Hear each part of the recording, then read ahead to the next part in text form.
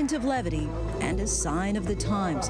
Medical staff all suited up to sing happy birthday to a COVID patient in Italy. Hope in the midst of despair. As we learned today here in the U.S., a staggering 6.6 million people filed for unemployment last week. And worldwide, coronavirus cases have topped the 1 million mark. In Barcelona, coffins in a car park. In Florida, some relief for the sick aboard the 2 cruise ships finally permitted to dock. Several, including an American, are already dead. Tonight, we're taking a look at this pandemic around the globe. In Wuhan, China, the original epicenter, life is attempting to return to normal. We'll talk to an American just emerging from lockdown there. We're also tracking the spread through Europe and now Russia, a nation that initially tried to downplay the crisis. And what we're learning about how this virus spreads, critical as we determine how the worst health emergency in 100 years began. Good evening, everyone. I'm Lindsay Davis. Thanks so much for streaming with us. There are a number of ways to measure this pandemic. We could talk about the 10 million American jobs lost in just the past 2 weeks, or the death toll worldwide that has now surpassed 50,000. But perhaps the most devastating number of all is 100,000. Today, FEMA asked the Pentagon for 100,000 body bags. Nurses and doctors unsure if they have the supplies they need, making a plea to Americans to stay at home. But we begin tonight in China, where all of this started. Officially, the death toll there stands at 3,300. But many suspect the number is actually much higher. What we do know is that for this nation of 1 billion people, they now are starting to see the light at the end of the tunnel. Our Bob Woodruff takes us back, but also importantly forward, with the lessons to be learned from what happened in Wuhan. In this epidemic, China was the country of firsts. The first to have COVID-19 cases, the first to restrict millions from leaving their homes. And now they'll be the first to lift the lockdowns, the restrictions, and send people back to work. A foreign feeling for American Max Seward and the millions who lived in the epicenter of the outbreak. You can see we're on the other side now. We made it outside. It's an amazing feeling. You can see the bike barricade. It no longer has any power over us. Wuhan now is completely different than the city I saw 2 years ago, when business was booming, the streets were crowded, and almost no one was wearing a mask. 2 months ago, it was a different story. Wuhan's airport almost silent. So since I got off the plane here in Wuhan, we've had no screening. They haven't been looking for testing any temperatures, anything. In fact, look at this airport. This is the international section of the Wuhan airport, and there's basically almost no one here. Flying out, everyone covered their faces. In a matter of days, this airport would completely shut down. The sprawling city of 11 million would become a ghost town, an ominous warning of what was to come for the rest of the world. A problem that initially seemed so distant would end up consuming much of the globe and make it come to a halt. After more than 81,000 infections and thousands of deaths, China is seeing the light at the end of the tunnel as other countries brave for the worst. I want every American to be prepared for the hard days that lie ahead. We're going to go through a very tough 2 weeks. Back in China, factories and plants are reopening this week. President Xi Jinping welcoming workers, all wearing face masks. There's no such thing as too safe in this post-pandemic world. And a glimpse of normalcy emerging for the once desolate streets of Wuhan. A stark contrast from even just a few days ago. So as you can see, we're outside. I think it's been like 2 months of Wuhan being locked down. We still can't leave the neighborhood. There's a gate over there. There's still like razor wire on it and stuff. But at least now we're coming outside. Because before we were just scared about the baby, but really, like, it's still the law. Everyone has to wear masks and stuff. So I think it's pretty safe here. For the first time, Max, his wife, and newborn ventured out of their neighborhood today. Today we had an appointment to take our baby to get her vaccines, because she hasn't had vaccines for like 3 months. But only one person can go in with the baby. So my wife went in, Lidan, and I'm just waiting out here. So it looks like things are fairly normal. It's kind of weird leaving the neighborhood. There's still like all these guards set up and stuff, and you have to scan a QR code to get out. I think they just kind of track you. But people are going out to some extent. This is coming back from that university clinic, so a lot of the storefronts are still closed. But some of these places you can still order stuff from them online via the food delivery apps. So I think they're just closed to customers, although it looks like that shop's open. So, I just bought bread. It was so strange. It was almost something out of a movie. So I lined up, and there was one person in front of me in line, so I made sure to leave a lot of space. Then I got to the front of the line. She asked me what I wanted. Just got some whole wheat bread. She was like, okay. She went and got it, rang it up. Then she came back with a tray and asked me to put my cell phone on the tray. So I put it to the WeChat Pay, right? You can pay, it's like Apple Pay. Put that on the tray. She took the tray back, scanned it, put the bread on the tray, brought the tray back. I took my phone. So she never touched my phone. She touched the bread, but I think it's okay. I mean, we've been getting stuff delivered anyways. It's just a very, very interesting transaction to get bread. I think we're just gonna play it cautious. Just go chill out at home. Maybe not leave the neighborhood for a while. While China is finally letting people out, they're not completely in the clear. It's hard fighting an enemy you can't see. Fearing a resurgence, it recently banned foreign nationals from entering the country and tightened its grip on asymptomatic individuals. The worry here is palatable. People don't want this virus to come back. This woman lives in Wuhan and showed us the new protocols at her workplace. She did not want to reveal her identity. Barricades, temperature checks. 那你看，我们每个人出来的时候也需要去进行一个扫码。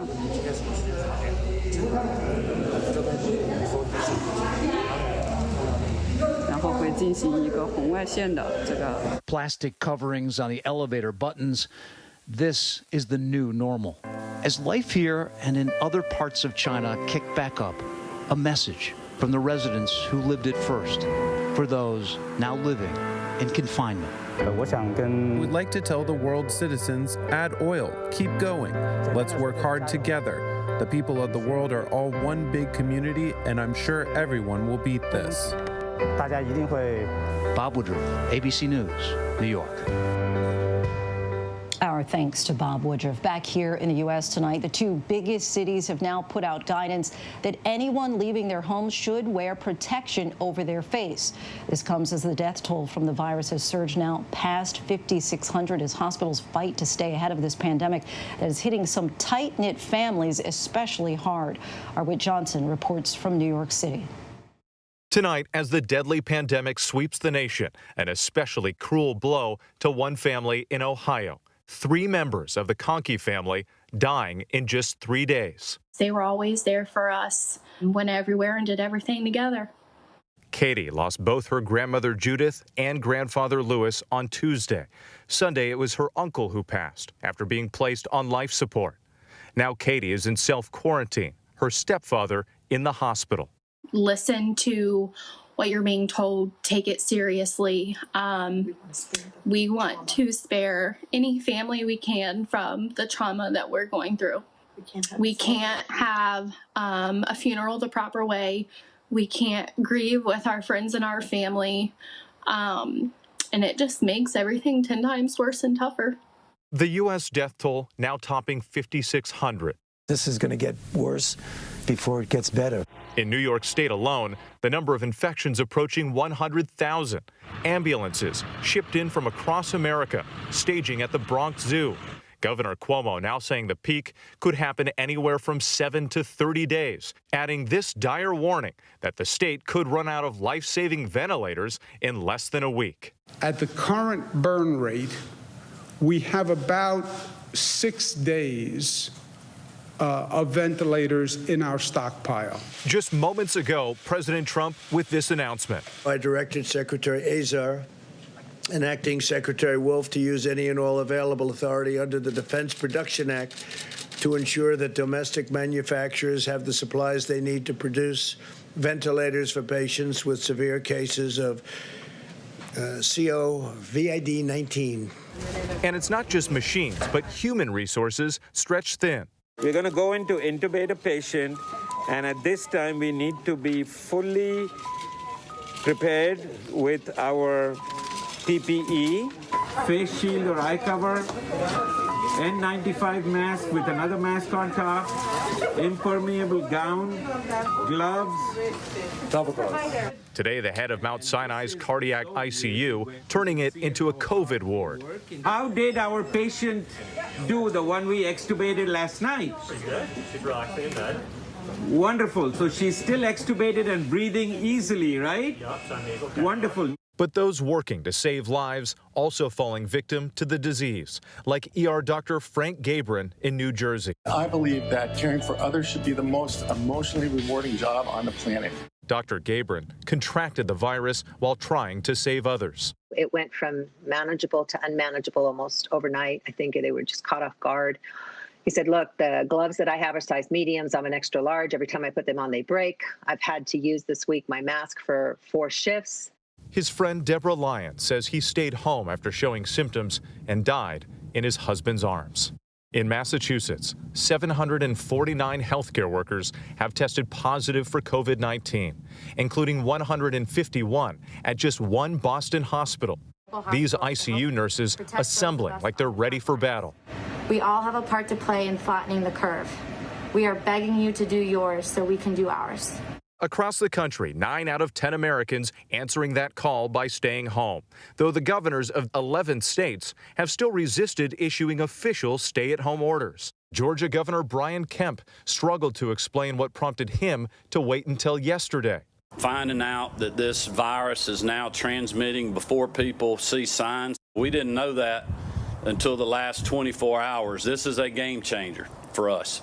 The fact is, doctors have warned for weeks that people without symptoms can spread the disease. Experts say states like Texas and Florida, which were late to issue stay-at-home guidance, may become new hotspots. There's also the matter of whether Americans should wear masks when they venture outdoors. Now the mayors of the nation's 2 largest cities, Los Angeles and New York, both urging residents to cover up. It could be a scarf. It could be something you create yourself at home. We don't want you to use the kinds of masks that our first responders need, that our healthcare workers need. This will be the look. I know it will look surreal, and we're going to have to get used to, seeing each other like this.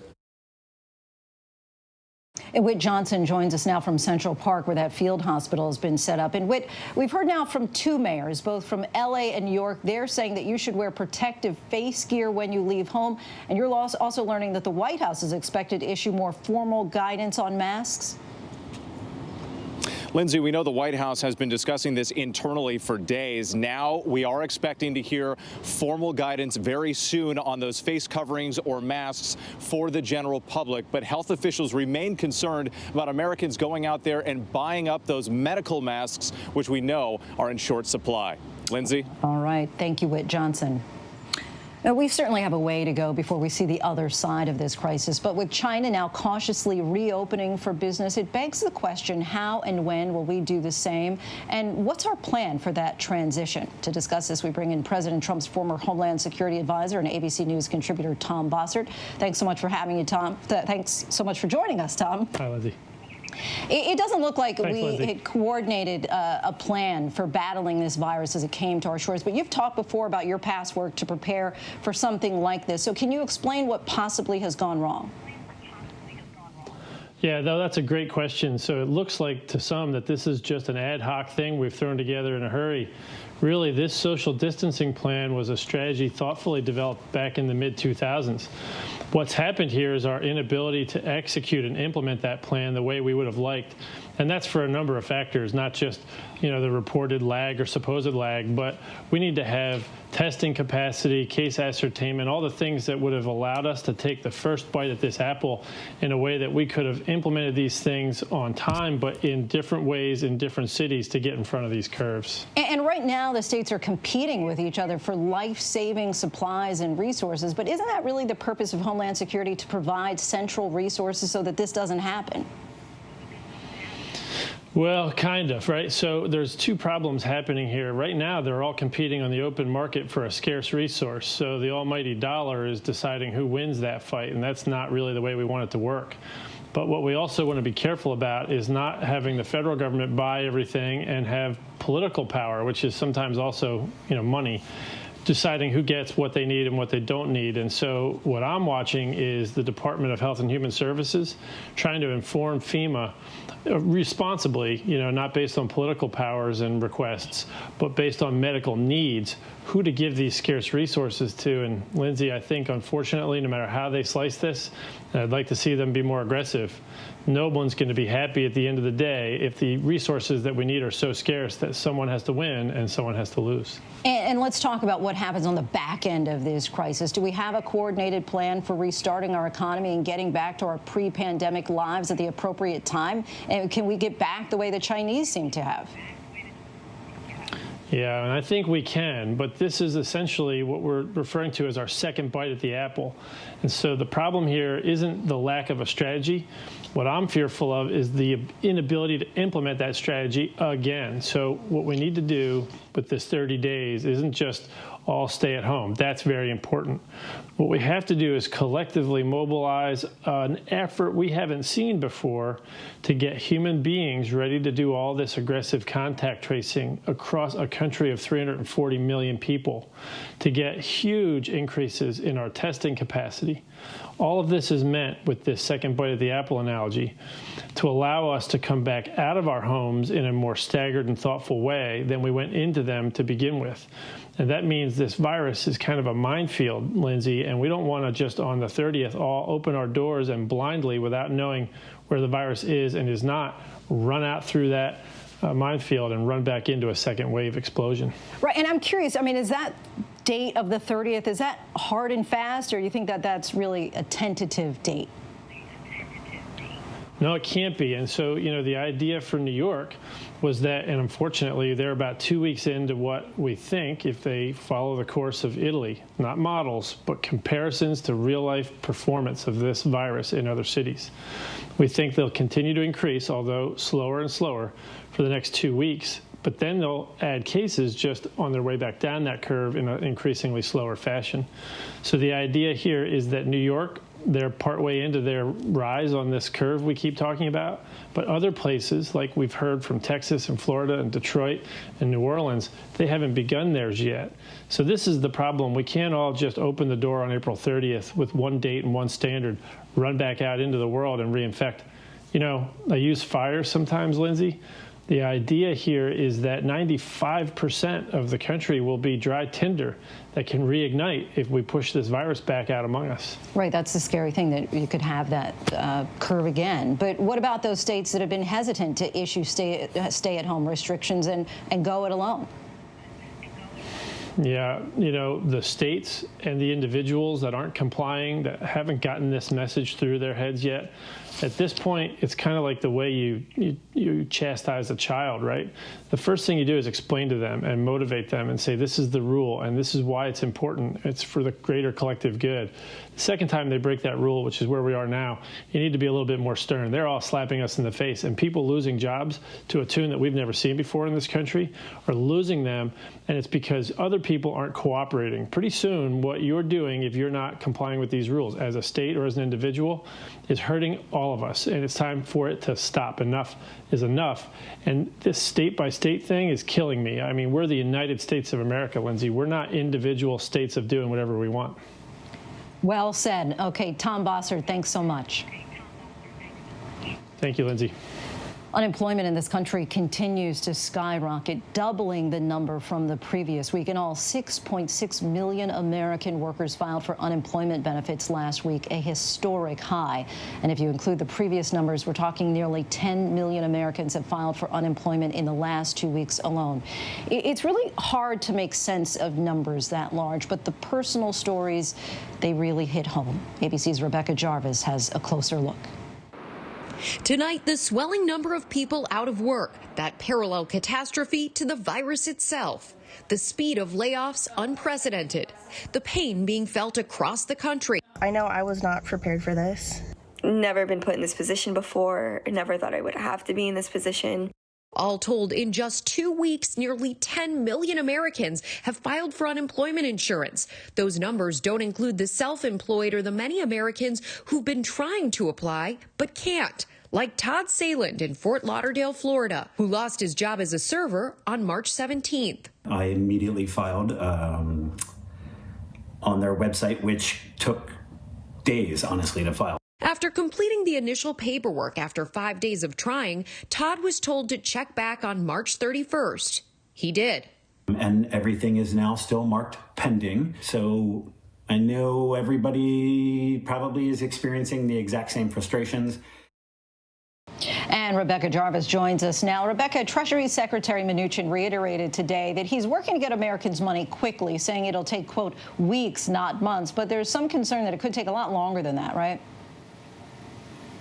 That's right, Lindsay. So for the vast majority of Americans who get direct deposit of their tax refunds, who did it in 2018, and if you've already filed your 2019 taxes, those people, according to Mnuchin, as well as this memo from House Democrats, will be getting in the next 2 weeks, they'll start to see those checks directly deposited into their bank accounts. But what's unclear is what happens to the 5 million Americans who are not getting direct deposit of their tax refunds. Treasury Secretary Mnuchin talked about this idea that they're going to have an option, a web portal that's either already in existence or will be set up, where they will go to say how they want that check distributed. He wants it to be direct deposit, but of course not everybody has a bank account. He mentioned the idea of prepaid debit cards for people without a bank account. This is how tax refunds work for people who don't have bank accounts, Lindsay. But for those individuals, if you have not been getting your tax refund directly deposited, and according to this memo from the House Democrats, there are about 5 million people who fit that bill. For those individuals, it is less clear what the timeline will be. He did say, Treasury Secretary Mnuchin said that it will be, in his ideal scenario, as soon as possible, because the realization is here, Lindsay, if you don't have money in your pocket right now, you're going to be nervous, and they want to keep the economy generating growth to whatever degree they possibly can throughout these lockdowns in so many places, 45 states now. So the idea here is get that money in people's pockets quickly, because if it's not there now, it doesn't do a lot of good for the economy. Certainly, Lindsay? people need that money sooner than later. Rebecca Jarvis, thanks so much for that. And while many of the newly unemployed wait for the light at the end of the tunnel, some good news for one young man that we introduced you to earlier this week. You may recall the struggles of Christopher Spitaleri. He was struggling to connect to unemployment to receive word on the status of his benefits.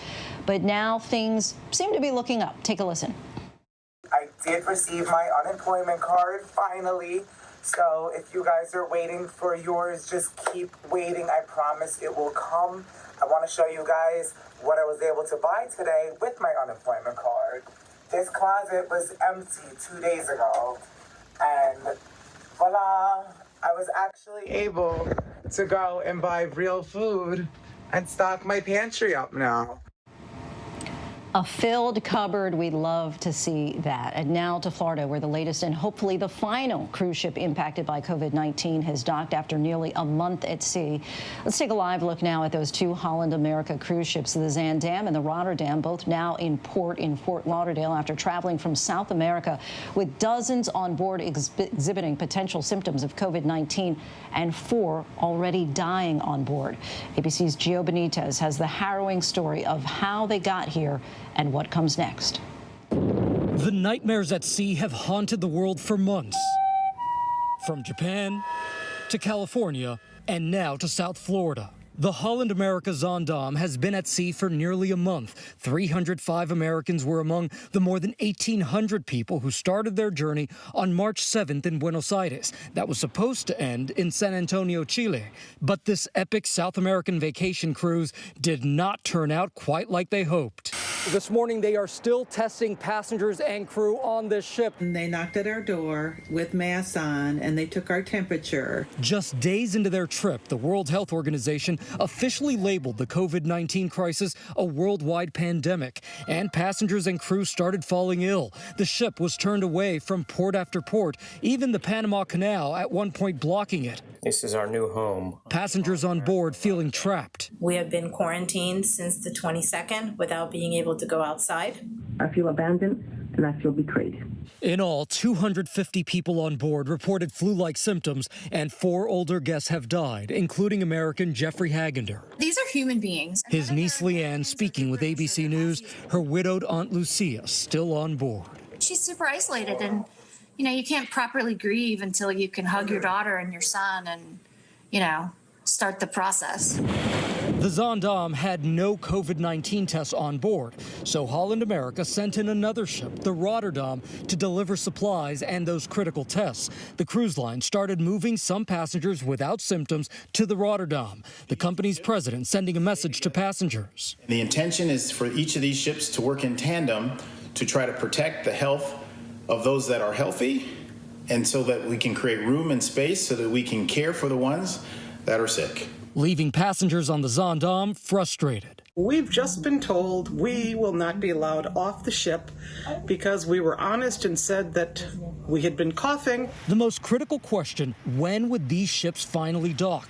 Amy Weed Jones's parents are on board the Zaandam. Her father, Bill, has severe pneumonia. Her mother, Gloria, has a fever. There's no time. These people need to get off the ship. There are people even more ill than my father.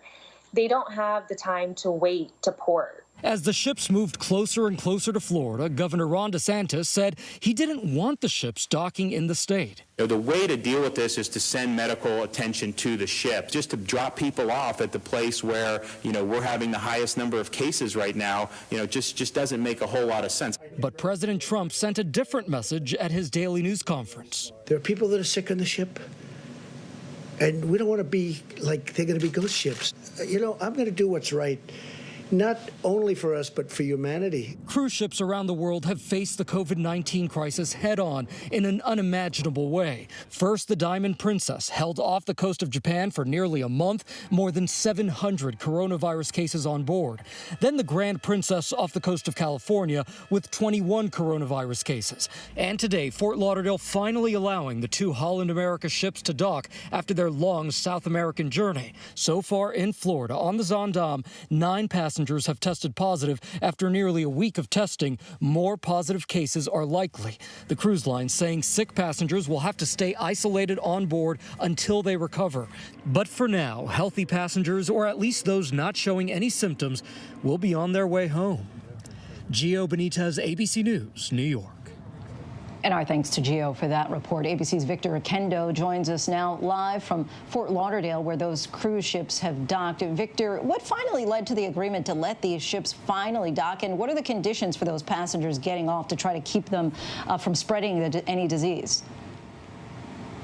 Well, Lindsay, it wasn't easy, and this back and forth lasted nearly all week. But here is what's going to happen now. They have all agreed on a plan that would both help the passengers on board these ships and protect Floridians. So the passengers who have the need for immediate care, they were being taken to the hospital. Those showing moderate symptoms, they will have to stay on the ships until they have recovered following those CDC guidelines. And for those who are fit for travel, they will be driven straight home, or if they need to fly, they're going to be taken to the hospital where chartered flights will be waiting.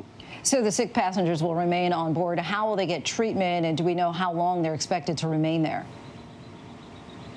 So at least 250 passengers reported feeling those flu-like symptoms. They're the ones who are going to have to stay on these ships for quite some time here. What we're being told from Holland America is that medical staff will continue to treat them. Lindsay? Victor Akendo, live for us in Fort Lauderdale tonight. Thanks so much, Victor. When we come back, we've been wondering, how is Russia faring amidst this global pandemic? Putin for some time downplayed the crisis, but now things have changed. Our in-depth report straight ahead. Also ahead, ABC's exclusive reporting how early did COVID-19 possibly spread inside the United States, maybe earlier than you think, and the disturbing threats against Dr. Anthony Fauci, critical in our fight against this health emergency. And our myth bust of the day: do air purifiers protect us in this fight?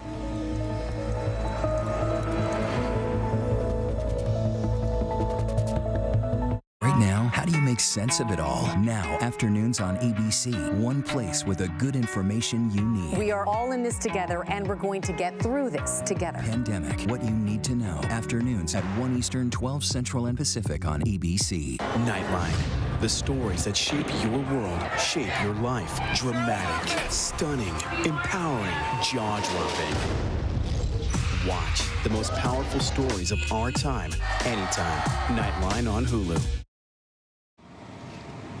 Welcome back. While the world buckled from the COVID-19 crisis and continues to, Russia for weeks appeared to downplay the threat, even giving aid to other nations. Well, that got us curious here at ABC News Live. How?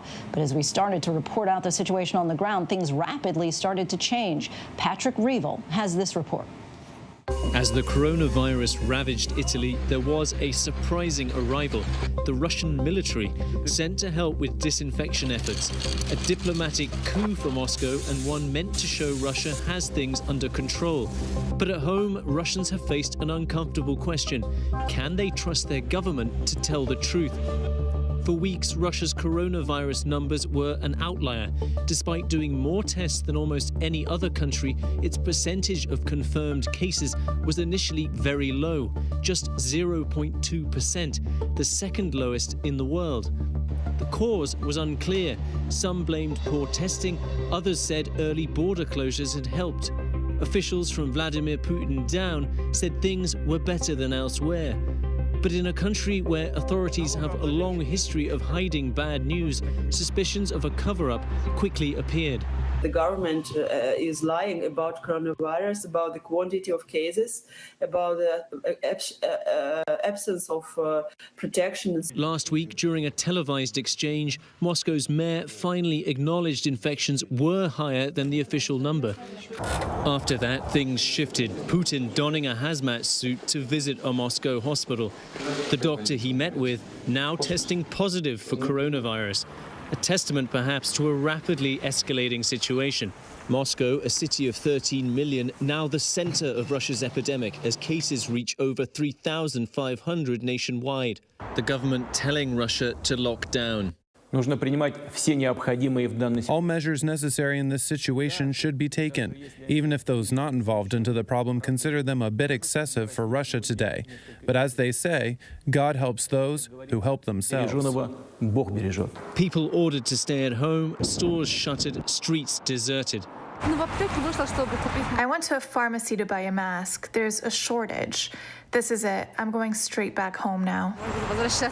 And Russia is turning to authoritarian technology to enforce the lockdown. Moscow has one of the largest facial recognition surveillance systems in the world.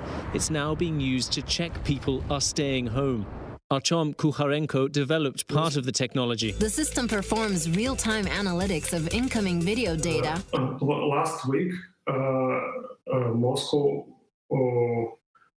was able to find more than 500 people who violates the quarantine. So we can imagine how much harm these people could do to the city and to all other people. But there are fears the government's efforts to maintain a strong facade hide a much shakier reality. Anastasia Vasilyeva heads a doctors' campaign group. She's a staunch critic of Putin, but she says she's in touch with doctors across the country who say medical supplies are severely lacking. The situation is awful, really. They are sewing the masks themselves. They have no masks, no respirators, no glasses, so no costumes to protect them. The situation is terrible all across Russia. In Moscow and St. Petersburg, in big cities, the situation is not so bad, but also we have no enough equipment, not enough protection. As in China, Russia is racing to build hospitals, preparing for the inevitable influx of cases. And as elsewhere, Russians are wondering, how bad will it get? Patrick Reevell, ABC News, Dublin, Ireland. Our thanks to Patrick, and we've now learned that the woman who has been accused of the Kremlin, who accused the Kremlin of concealing its case number, she was arrested today. She was detained while trying to deliver masks to a hospital. And when we come back, Spain had its worst day yet, but another positive sign from Italy. We'll take a look at the crisis in the EU. Removed from duty, why the captain of an aircraft carrier with dozens of sailors sickened from COVID-19 lost his job. But first, our tweet of the day, a rather unfortunate work from home fail.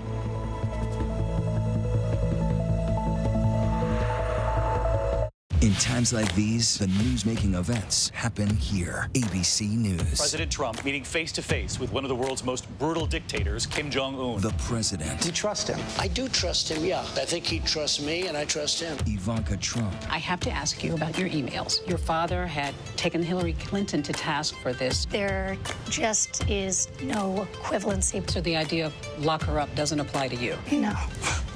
Comey. How strange is it for you to sit here and compare the president to a mob boss? Very strange. Michelle Obama. What do you wish you could tell your pre-White House self? Whew. Melania Trump. Do you think there's still people there that he can't trust? Yes. Still working now? Yes. Michael Cohen. So he's still lying? Yes. It's a big statement. And now, in a year with so much on the line, we're right there. Good evening tonight from Washington, a very busy news night. America's #1 news source, ABC News, straightforward. We all need someone who'll pull no punches and give it to us straight. No bull, no spin. Now, imagine getting your news like that. Just give it to me straight. ABC News, straightforward. Can you tell us your full name for the record? Jeffrey Edward Epstein. Every girl that meets Jeffrey starts off with giving him a massage. He's like, I'll pay you $200 for every girl that you bring to me. Who else was underage? All of them. All of them? He told me the younger the better. How did he get so rich? How did he get away with it for so long? And what do the women who survived his crimes now have to say? Truth and Lies, Jeffrey Epstein. Listen free now on Apple Podcasts, Spotify, or wherever you get your podcasts. What's the most innovative daily news podcast out there to listen to every day? Well, the Edward R. Murrow Awards say it's Start Here, the daily news podcast from ABC News. Even the New York Times calls us a top news podcast worth listening to. Start Here, free on Apple Podcasts. This is a South Korean grocery store in Seoul, and I just want to give you an idea of what it looks like right now. At the entrance, of course, they get your temperature checked. And I also just sanitize my hands too. And I want to tell you, just look around. Everyone here wears masks. And from day one of the outbreak, Koreans were told you must wear N95 grade and a new one every day, like this one. And when shortages hit and people got angry, the government took over control of supply and distribution. 2 masks a week, a fair ration for all. And now I just want to explain to you, Asians are generally used to wearing these masks because of chronic air pollution. And throughout the year, it's also a fashion statement, often worn by K-pop fans. I find that temperature check on the way into the grocery store just fascinating. That was ABC's Jo-hee Cho in South Korea, one of the nations that's been able to best contain the spread of COVID-19, including by wearing those masks. And now by the numbers, and a new ABC News investigation offering insight into how COVID-19 spread into the U.S. and how likely it was that it was here earlier than first realized. 759,493, that's the number of passengers who came to the U.S. from China from December to February when the disease took hold in Wuhan, according to a detailed account of travel data. That includes more than 228,000 Americans returning home to the U.S. President Trump restricted travel from China 2 months ago as the epidemic shut down Wuhan, but some 18,000 Americans returned home from China after those restrictions were in place. Travel from most of Europe wasn't restricted until just 3 weeks ago after the major outbreak in Italy, well after the disease had spread globally. And in February alone, more than 54,000 arrived to the U.S. from Italy. In total, from December to February, some 3.4 million people came into the U.S. from China, Italy, Spain, and Britain. some of the countries that have been hardest hit by COVID-19. And while there's no way to know just how many of those travelers were infected, the travel data shows just how fast a disease can spread in a highly interconnected global community before we even knew what hit us. Still, much more to get into here on ABC News Prime. What we're now learning about how far this virus could spread. Plus, the medical reason a rapper turned government witness was released from jail, and it's not just because of COVID-19. And later in the show, some much needed good news. But first, here are some trending stories from abcnews.com.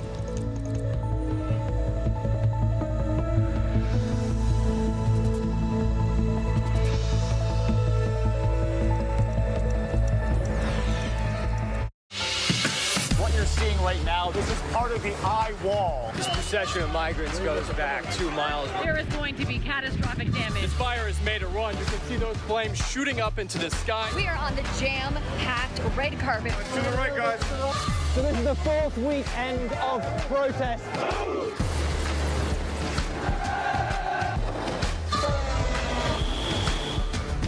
Watch ABC News on location for Facebook Watch.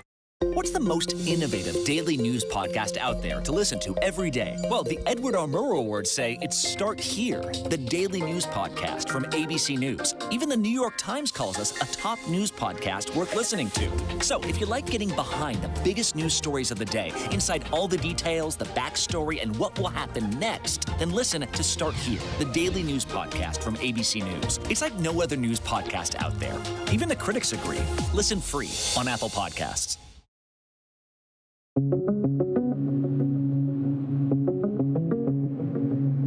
Cases of coronavirus spreading to more states and cities. I usually try to be pretty optimistic with my patients and usually feel like I have a pretty good chance of saving lives. But in this disease, that really isn't always the case. The need for supplies is constant. At the current burn rate, we have about 6 days of ventilators in our stockpile. Supplemental oxygen also in demand. This is a demand that we've never seen before throughout the United States or throughout the world. Some relief coming from China. This jet touching down in Columbus, Ohio, containing protective gear, while the New England Patriots jet landing in Boston with more than 1 million N95 masks on board from Massachusetts. A new wave of jobless claims. Americans lost their jobs at an unprecedented speed and on an unprecedented scale as the country shut down to contain the virus. 6.6 million people filed new claims for unemployment insurance last week. And as jarring as that number is, it probably is less than the true number of the newly jobless, since state unemployment websites have been overloaded and calls aren't getting through. This is probably going to be about my 30th time calling today. The numbers doubling last week's previous record of 3.3 million job losses.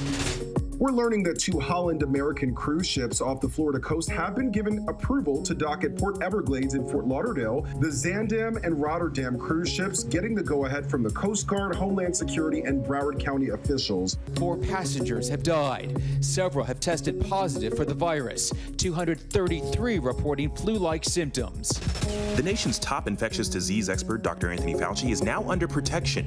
Fauci has been the subject of online conspiracies claiming that he's overstating the threat of COVID-19 and undermining President Trump in the process. It's not clear if Fauci had specific death threats, though his recommendation for security detail came from the Department of Health and Human Services. When asked about his personal safety, Fauci said, "I've chosen this life. You just focus on the job you have to do."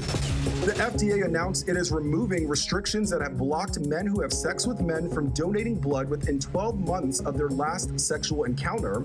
Officials citing concerns dating back to the 80s about the transmission of HIV or AIDS through the blood supply. The new restrictions keep men from donating if they've had sex with another man within the last 3 months. Welcome back. Infectious disease experts have insisted that we stay 6 feet away from others, but some scientists are now questioning if 6 feet is enough. Steve Osunsami has the very latest guidance. The new warning tonight is coming from scientists who are studying the human sneeze, and they found that under clinical conditions, the little droplets potentially carrying the coronavirus, seen here with this ultra-high-speed camera, can fly up to 27 feet at speeds between 33 and 100 feet per second. A cough is only a little better, between 6 and 19 feet. For these and other reasons, the researcher writes that the wearing of appropriate personal protection equipment is vitally important for healthcare workers, even if they are farther than 6 feet away from a patient. That would strongly suggest that healthcare workers should have high-grade respirators. But in the last 24 hours, Dr. Anthony Fauci has been urging caution about these findings, saying that the recommendation for Americans to keep up 6 feet of physical distancing is still enough. So if you go way back and go, achoo, and go like that, you might get 27 feet.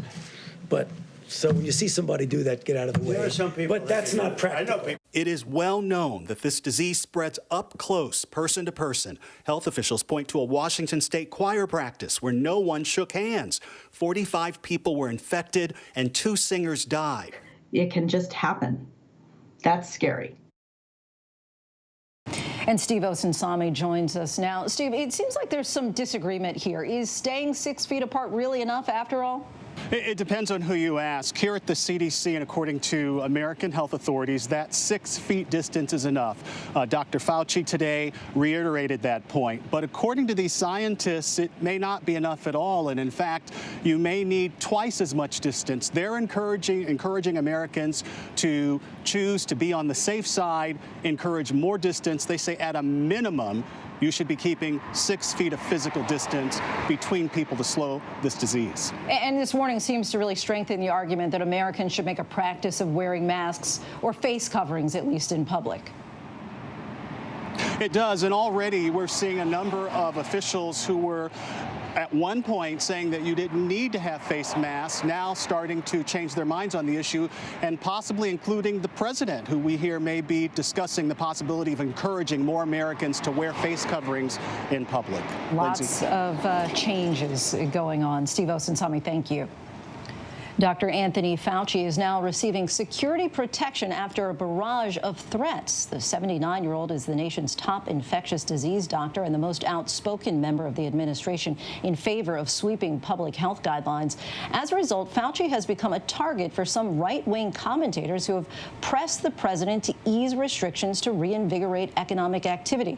The threats to his personal safety also include concerns about unwelcome communications from fervent admirers.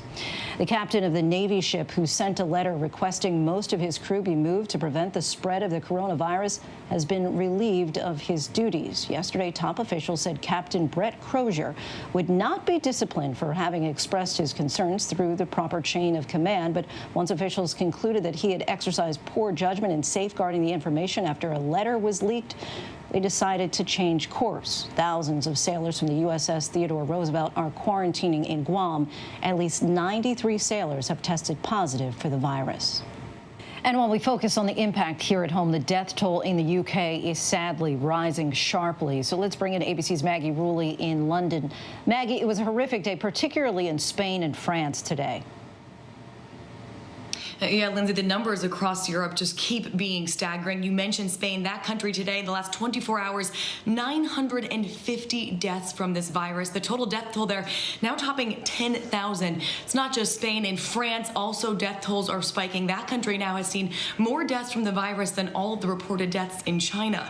Here in the UK, numbers also rising as well. We've seen back-to-back days of more than 500 deaths from COVID-19. And Lindsay, what's so shocking for me, it's striking the fact that these types of numbers, these would have been front headlines just last week, but now it seems like they've almost become commonplace. We're getting used to the fact that hundreds of people are dying in these countries every single day from this virus.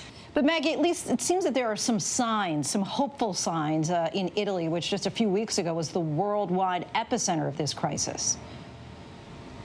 Yeah, we're all looking towards Italy right now, Lindsay. Again, they are a few weeks ahead of us, it's believed, in this crisis. Unfortunately, the death toll there is still significant. They had more than 700 deaths in that country today. But there are some glimmers of hope. Two things in particular. One, we're looking at the percentage that this virus is increasing. And in Italy, it's been fairly stable. So we haven't seen that exponential rise. It's only been in the single digits now for the past 2 weeks. That's an incredibly good sign, maybe reaching that plateau. But the other thing I want to emphasize, Lindsay, is that they're seeing a much smaller number of people that are needing ICU beds. While they still have a long way to go, that's an incredibly hopeful number, and hopefully something that, as we are starting this process of being in lockdown, can look towards them, potentially our future, and see that maybe there is a light at the end of this tunnel. Certainly some positive news there. And today, the head of the World Health Organization announced new data about the deaths in Europe. What did we learn?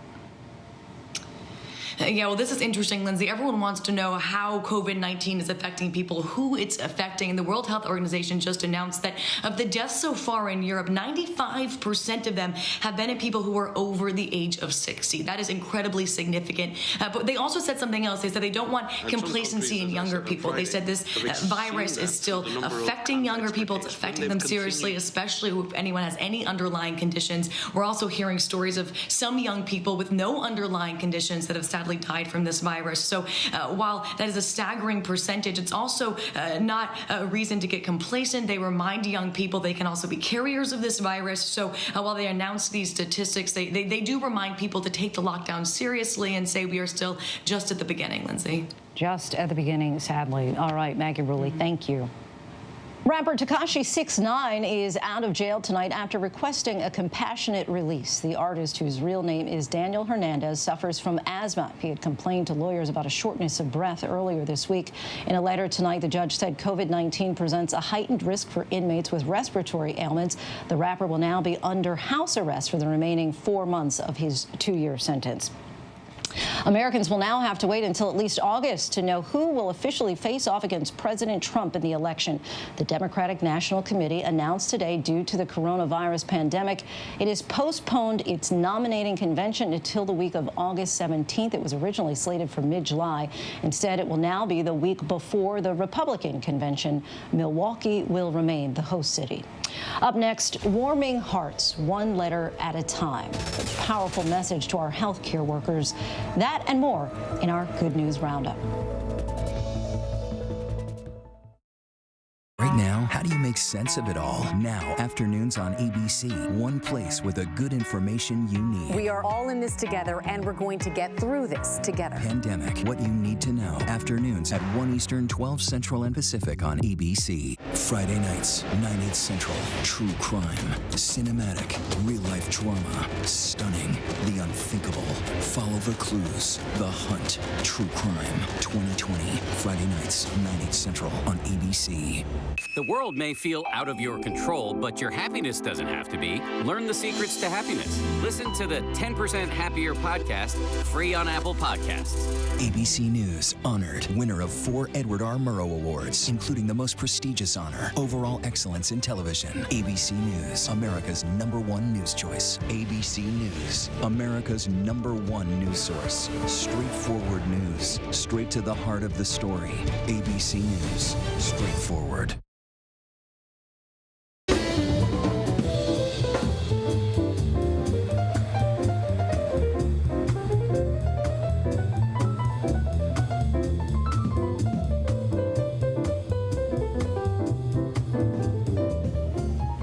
Tonight, we are honoring the life of New Orleans jazz musician Ellis Marsalis Jr., who passed away from pneumonia caused by coronavirus. Marsalis was one of the most renowned musical artists and educators of his time, revered in New Orleans and the head of a family of musicians. His son, Wynton, posting to Facebook today, a most fair-minded, large-spirited, generous, philanthropic, open-minded person is gone. For me, there is no sorrow, only joy. Ellis Marsalis was 85 years old. Finally tonight, the stories that are sure to warm the cockles of your heart and make you smile. You'll want to listen to these. James Longman has our Good News Roundup.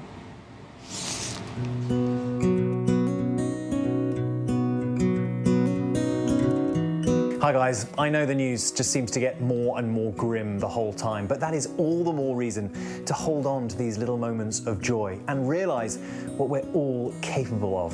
So, first up, this is truly wonderful. A teacher in Houston got all her students to write letters to doctors and nurses on the front line. The letters came one by one, and boy, were Hillary's students up to the task. How can we get through this together and do something really positive? When the school assigned this to us, I was like, this is a great opportunity to inspire those in the medical field who obviously have been working so hard. I just know this is very serious, so I just wanted to kind of uplift whoever read it. Dr. Hillary Fairbrother is working flat out every day at UT Health. She read each of the letters and we organised a little reunion. Having these young people write such sincere and thoughtful and caring messages was really something special. Dear doctors, nurses, and the entire medical community, thank you. We know y'all have been so incredibly busy and working nonstop. This is such an odd and stressful time in the world, and I cannot even imagine how worn y'all must feel. The unselfishness you all are showing is inspiring as you put your own well-being at the risk for the good of others. Keep pushing and doing the best you can. God bless you through these battles. Oh, thank you, DA. You guys are great. Your letters are getting posted all over our break room wall, and I've seen staff all day starting to read them when they just go to, just take a break. It is stressful times, and having messages like that are really wonderful. So thank you from the bottom of my heart. The germ-free Dropbox is now making its way across the country. Well, who knew one little Dropbox could bring so much joy? Truly a beautiful story. And it's not just healthcare workers we're thinking about. At this hospital in Spain, they're applauding their cleaning staff. They're also putting their own safety at risk for other people.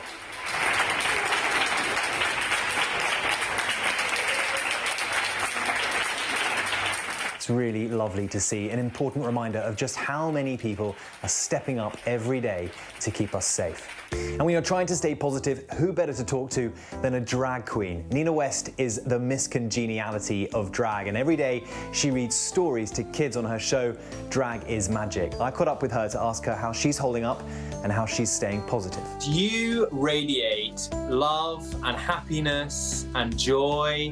You are my favourite queen, and I thought, well, who better to ask about staying positive? I have an opportunity here to have the same human experience of our humanity, and decide that I can either be miserable about it or I can try to make the best of it. And so what I'm doing is I'm doing shows for families. It's physical distancing, right? Because I socially am now more connected, I think, to people than I ever have been. For whatever reason, the world wanted us to stop. It's so easy to get caught up into this race of deadlines and get to work. When actually, you're being told, stop. Look at how wonderful your life is right now. Are you allowing yourself the time to eat? Because I can tell you, I am eating so much. I need to be isolated from my fridge. Loss of appetite is a sign that you might have COVID-19. I'm like, have I lost my appetite yet? Nope, still eating. I'm like, ah! I just love Nina. And check out this essential worker. I'm sure Nina would love this. A winery in Maryland hired this employee to take wine to customers on the curbside. Have a look. You know, if you can put a smile on somebody's face right now, that's the main thing. Good boy. I got online and I found this nifty little pack. Soda's great, and then the wine delivery is just a bonus. It's bringing people together, but not too close together. And of course, plenty of other animals are taking advantage of their newfound isolation.